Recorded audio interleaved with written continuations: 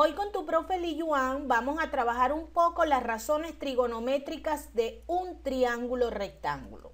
Es importante saber que en un triángulo rectángulo está formado por un ángulo de 90 grados y el lado más largo del triángulo es la hipotenusa denotada con la letra H minúscula. Ahora, el ángulo puede estar ubicado en esta primera posición o bien sea en la del frente. ¿Qué vamos a hacer con este ángulo después de tenerlo ubicado? El lado que está enfrente de él va a ser el cateto opuesto denotado con CO o CO. Y por último, el siguiente lado que está debajo del ángulo es el cateto adyacente. Entonces, como ya hemos dicho, H es la hipotenusa, CO o CO es el cateto opuesto y K o CA es el cateto adyacente. Vamos a identificar en este triángulo rectángulo, forma un ángulo de 90 grados y acá el lado más largo, como ya les dije, es la hipotenusa. Bien, si el ángulo está ubicado en esta posición, el lado que está enfrente de él va a ser el cateto opuesto y el lado faltante sería el cateto adyacente.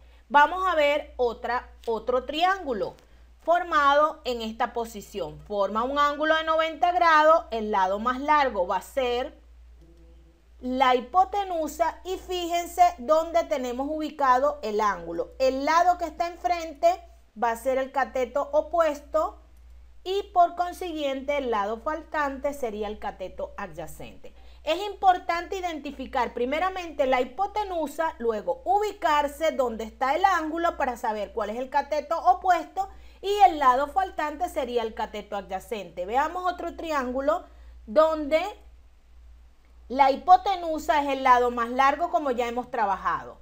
El ángulo está ubicado en esta posición, el lado que está enfrente va a ser el cateto opuesto y el faltante va a ser el cateto adyacente o bien sea el que está debajo del ángulo.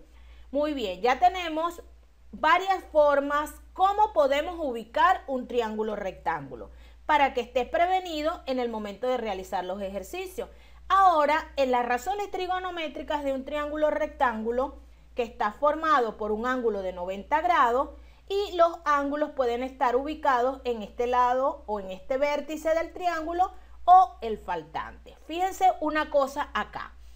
En un triángulo rectángulo existen razones trigonométricas como el seno del ángulo, que va a ser igual al cateto opuesto entre hipotenusa, el coseno del ángulo, que es igual al cateto adyacente entre hipotenusa, la tangente del ángulo, que es cateto opuesto entre cateto adyacente, la cotangente, que es cateto adyacente entre cateto opuesto, la secante, que es hipotenusa entre cateto adyacente, y por último la cosecante, que es hipotenusa entre cateto opuesto.